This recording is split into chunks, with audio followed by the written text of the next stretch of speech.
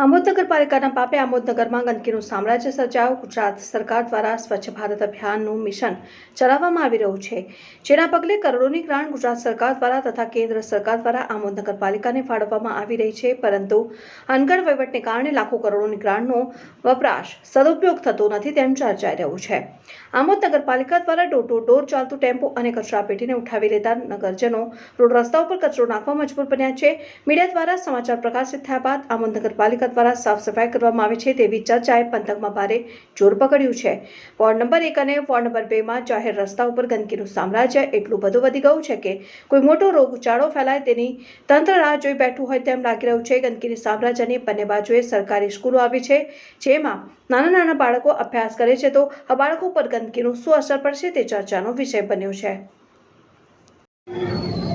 આમોદ શહેરનું નામ પહેલાં સુગંધપુર હતું। હમણાં આપણે વિડીયો જોઈ રહ્યા છે કે આમોદ નગરપાલિકાના સત્તાધીશો આમોદને સુગંધપુરની જગ્યાએ દુર્ગંધપુર બનાવી દેવા માગે છે।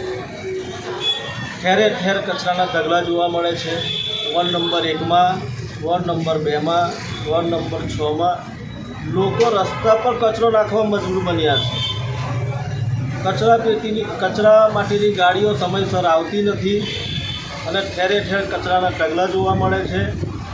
મારા ઉપર છેલ્લા 7 દિવસથી શહેરી વિકાસ મંત્રાલયમાંથી ફોન આવે છે કે સ્વચ્છતા અભિયાન ચાલે છે અને તમે તમારા વિસ્તારનું નામ જણાવો ને તમારા વિસ્તારમાં સ્વચ્છતા થાય છે કે નથી થતી એ તમે અમને જવાબ આપો। અમારે એમને શું જવાબ આપો?